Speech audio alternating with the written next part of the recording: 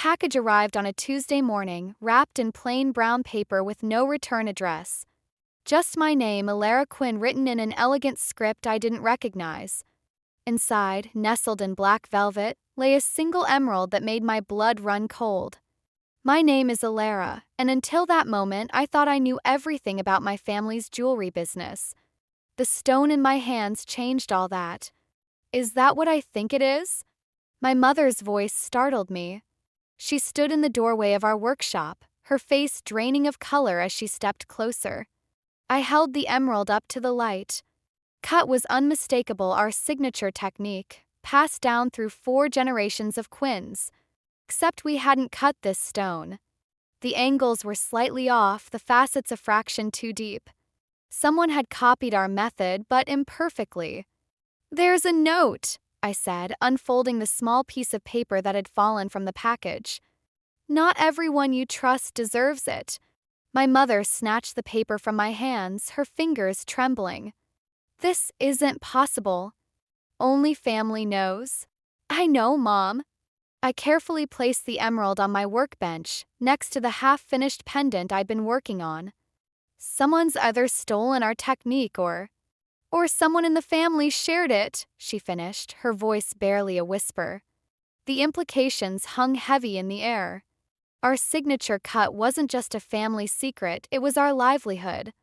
The way we processed gems made them appear larger and more brilliant than standard cuts, while using less raw material. It had kept Quinn Jewelers competitive against bigger companies like Mercer Diamonds for decades. My phone buzzed with a text from my brother Aiden, "Running late." Meeting went long. "Skip dinner tonight." 3rd dinner he'd missed this month. I showed the message to Mom, watching her expression carefully. "He's been busy lately," she said, but wouldn't meet my eyes. "The new collection launch is next week?"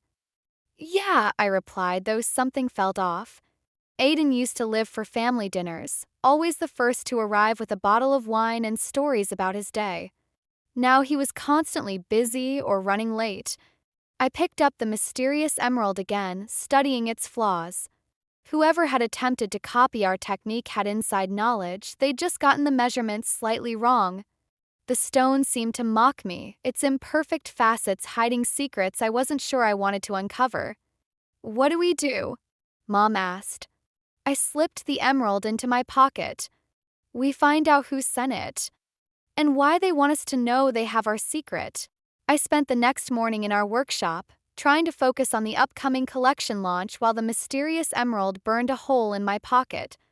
Mom kept hovering, rearranging tools that were already perfectly aligned until I couldn't take it anymore.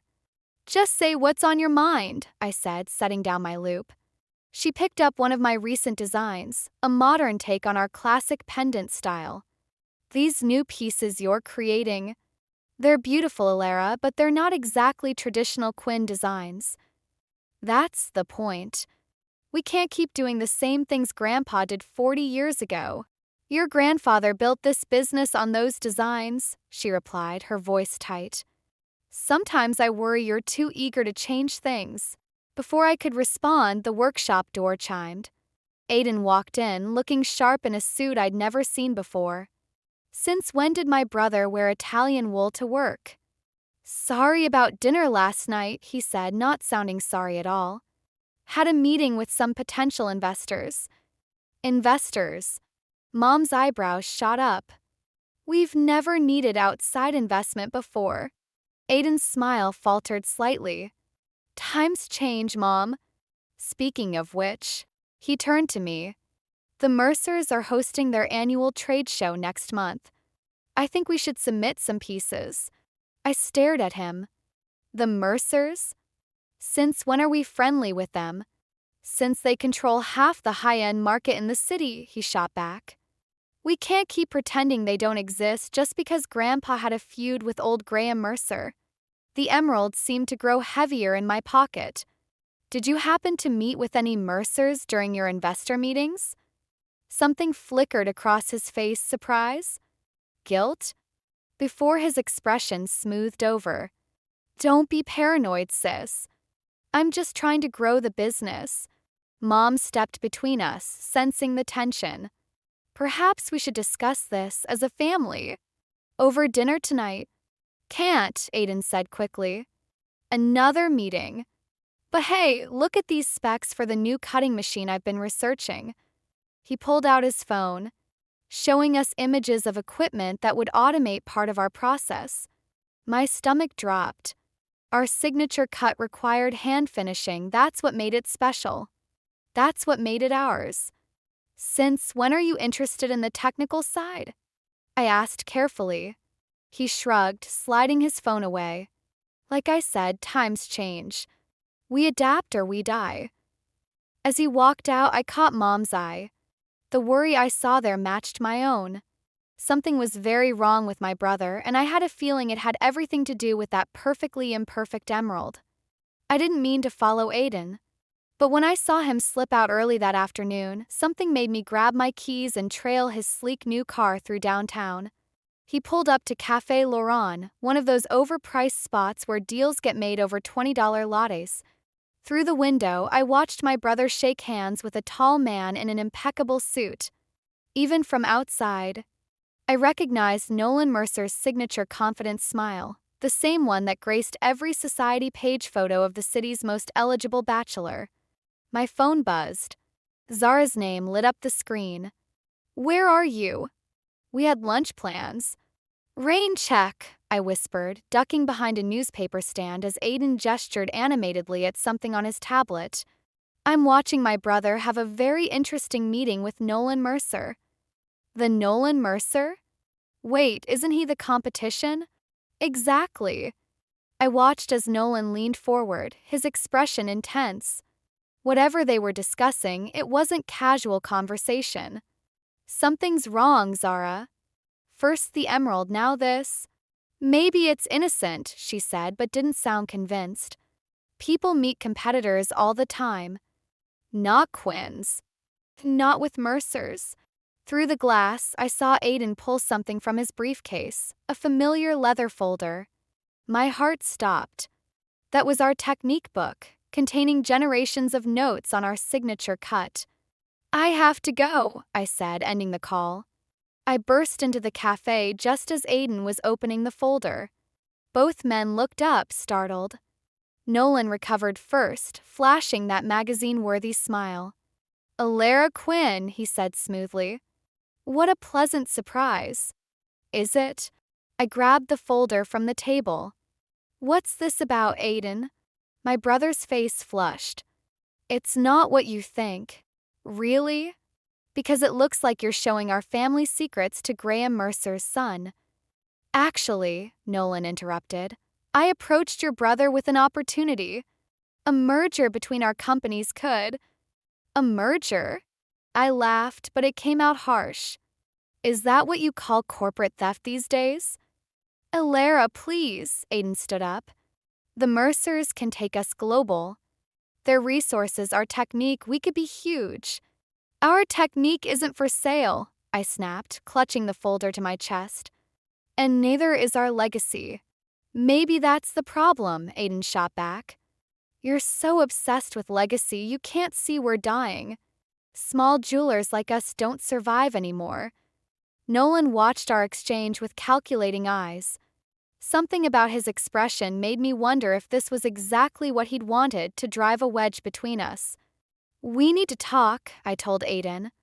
At home. Now. As we left, Nolan called after me. The offer stands, Elara. Think about it. I didn't turn around, but I could feel his eyes on my back, and somehow I knew this was just the beginning. The text from Nolan came 3 days after the cafe incident. Dinner tomorrow? We should talk. I stared at my phone, the mysterious emerald sitting on my desk like an accusation. My finger hovered over delete before I typed, Where?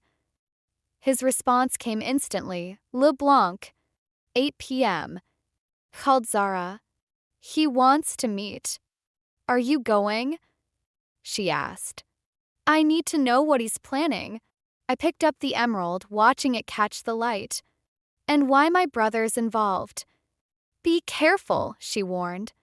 The Mercers didn't build their empire by playing nice. Le Blanc was exactly the kind of place you'd expect to find Nolan Mercer, all crystal chandeliers and white tablecloths.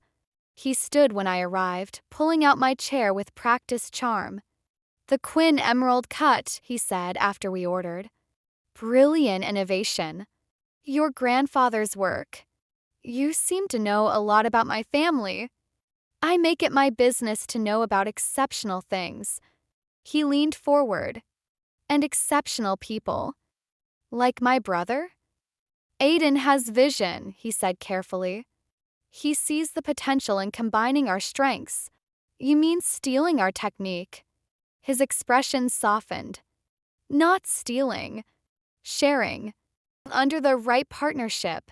His hand moved across the table, fingers brushing mine. Touch sent an unexpected shiver through me. "I've seen what Mercer partnerships look like." I pulled my hand away. "Small companies disappear into your corporate machine.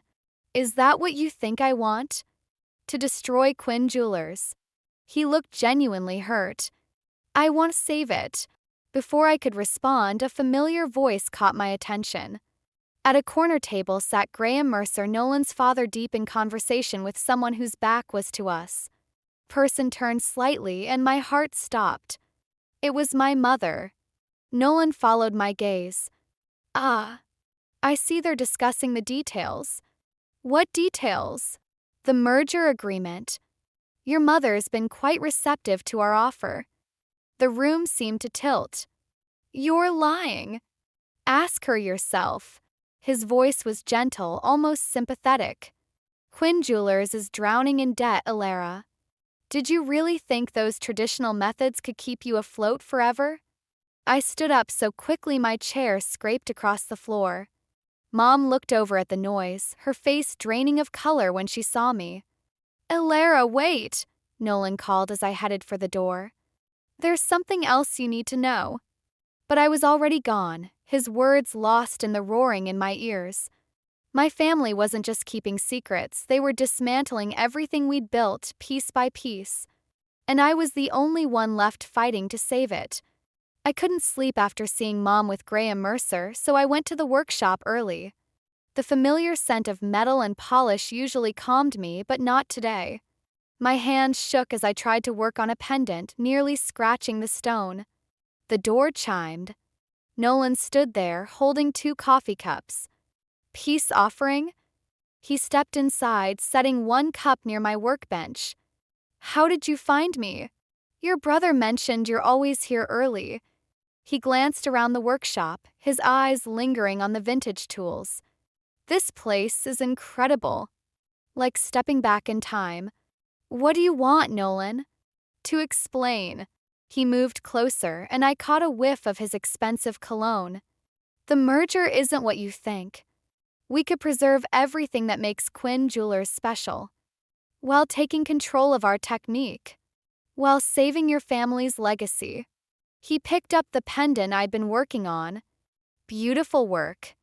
You have a gift, Elara. Together we could." The workshop door opened again. Graham Mercer walked in, followed by my mother. "Well, isn't this cozy?" Graham's smile didn't reach his eyes. "Son, I thought we agreed I'd handle the negotiations." "I was just leaving," Nolan said, but didn't move. "Mom," my voice cracked. "What's going on?" She wouldn't meet my eyes. "We're drowning, sweetheart. The bank's calling in our loans. The Mercers are offering to buy us out." I grabbed the ledger from my desk. "Show me the numbers. Let me fix this." "It's too late," Graham interrupted.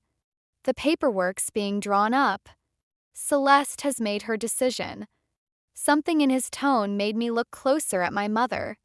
She stood rigid, her hands clasped tightly together. Then I noticed the emerald ring on her finger, identical to the mysterious stone I'd received. "You knew," I whispered. "About the stone someone sent me. About Aiden meeting them. All of it." "Elara, please. How long have you been planning this?" Graham stepped forward. "Perhaps we should discuss this privately." "Get out." My voice was ice. "Both of you." They left, but Nolan lingered. I wanted to tell you differently, he said softly. I never meant. Save it. I held up the pendant he'd been admiring. You want our legacy? Here's what I think of that. I dropped it, watching it shatter on the concrete floor. His face fell. Don't do this, Elara. Once things are set in motion, things already are. I turned away, hiding the tears threatening to fall. No, get out of my workshop. After he left, I picked up the broken pendant. Like my family's trust, some things couldn't be fixed once shattered. But they could be reforged into something stronger. And I knew exactly how to do it. I found Nolan waiting outside my apartment that night, leaning against his car in the rain. For a moment, I almost felt sorry for him. He looked as exhausted as I felt. You can't stop this, he said as I approached. The merger's happening. Then why are you here? He pushed away from the car. Because I need you to understand. This isn't just about business anymore. No. I pulled out my phone, playing the recording I'd made earlier. Graham Mercer's voice filled the space between us. Once we have their technique, dissolve the Quinn name. Trip the assets. Leave them nothing. Nolan's face went pale. Where did you get that? Your father should check his office for bugs before threatening my family. I moved to walk past him. No, get out of my way. He caught my arm. Elara, wait. I didn't know about that part. I swear. Like you didn't know about blackmailing my mother with our debt? Or manipulating my brother with false promises? That was my father's doing, not mine. His grip tightened. I wanted a real merger, a partnership. And somewhere along the way, I started wanting more than that. I jerked away. Don't.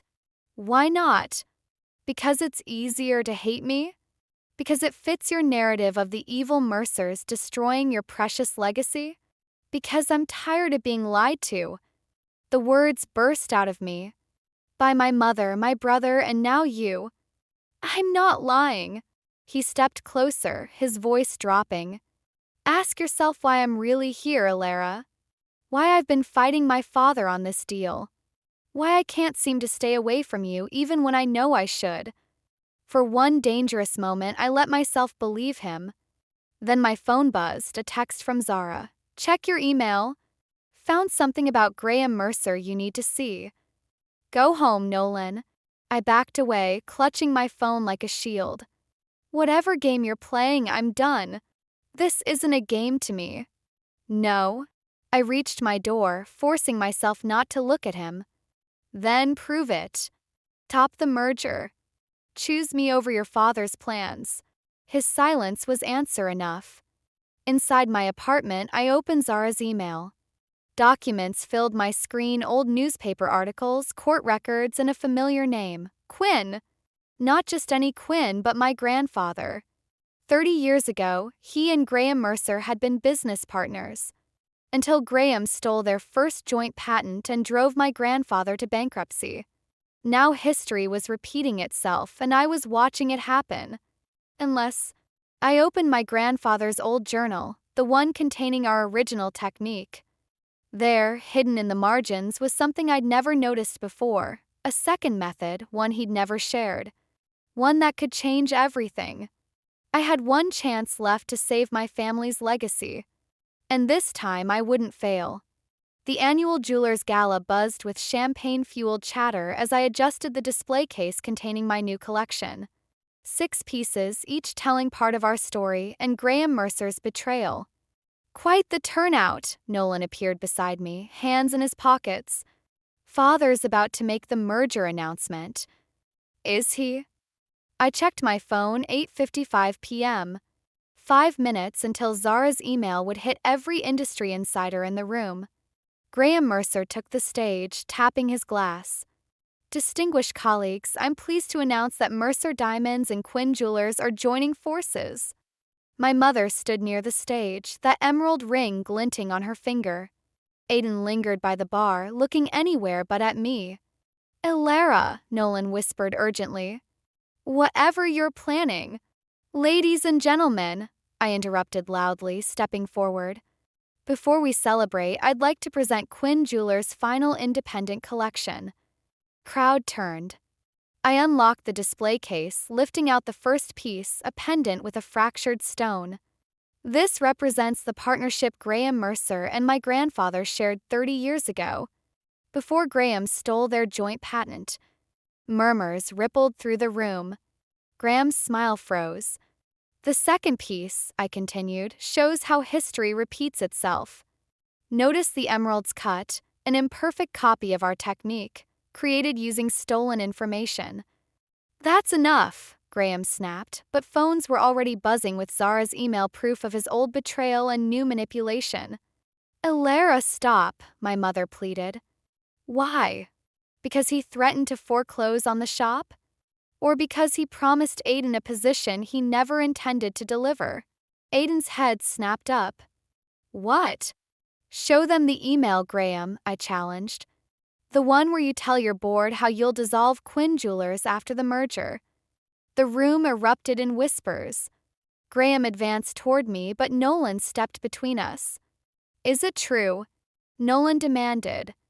Did you manipulate everyone just to steal their technique? Again. It's business, Graham hissed. Something you never understood. No, Nolan said quietly. I understood too well. He turned to the crowd. As acting CEO of Mercer Diamonds, I'm withdrawing our merger offer. Graham's face purpled. You can't. Actually, he can. Evelyn Mercer's voice cut through the chaos. She joined us, holding up her phone. The board just voted. They're tired of cleaning up your messes, darling. I opened the final display case, revealing a stone cut with my grandfather's secret second technique, more brilliant than anything we'd created before. Quinn Jewelers doesn't need saving. But it does need honesty. The room exploded with camera flashes and questions, but I only watched my brother and mother approach, tears in their eyes. I'm so sorry, Aiden whispered. I took their hands, feeling the weight of generations lift from my shoulders. Let's go home. We have work to do. 6 months after the gala, I stood in our workshop, watching Mom teach Aiden the secret second technique. His hands were steadier now, his focus complete as he guided the stone against the wheel. Perfect angle, Mom praised, and I caught the flash of pride in my brother's eyes, something I hadn't seen since we were kids. The shop bell chimed. Nolan Mercer walked in, looking different in casual clothes instead of his usual suits. He'd been traveling, rebuilding Mercer Diamonds' reputation after his father's very public retirement. The prodigal son returns, I said, but without the bitterness that once would have colored those words. Actually, he set a small box on my workbench. I came to return something. Inside lay the mysterious emerald that had started everything. How did you? Found it in Father's safe, along with some interesting letters. He watched me pick up the stone. He'd been planning this for years. The emerald was supposed to make you paranoid, tear your family apart from within. Instead, it brought us together. I placed the emerald beside my grandfather's journal. In a twisted way, we should thank him. I'll pass on that, Aiden called from his workbench, making Mom laugh. Nolan's fingers brushed mine as I closed the box. I'm leaving for London next week, opening our first ethical sourcing center there. I heard. Congratulations. We could use a consultant. Someone who knows quality cuts, has strong principles. He left the invitation hanging. I can't, I said softly. Quinn Jewelers needs me here. Actually, Mom interrupted, we've been talking about opening a London branch. Aiden's ready to run things here. I turned to my brother, who shrugged. You taught me everything I need to know. Time for you to write your own chapter of the Quinn legacy. Think about it, Nolan said, heading for the door. The offer stands. 3 left, I picked up the emerald again. Its flaws caught the light differently now. Less like imperfections, more like character marks in a complicated story. You know, Mom said, joining me, Your grandfather always said our signature cut wasn't just about making stones look bigger or brighter. What was it about? Finding beauty in imperfection, turning flaws into strength. She squeezed my shoulder. Something you've taught us all about. I set the emerald in my grandfather's old display case, not hidden away but visible as a reminder. A betrayal and redemption.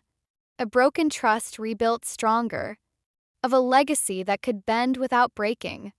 The workshop door chimed again. A customer this time, looking for something unique. As I stepped forward to help, I caught my reflection in the glass case, smiling, strong, ready for whatever came next. Some legacies, I'd learned, weren't just about preserving the past. They were about cutting new paths forward, one careful angle at a time.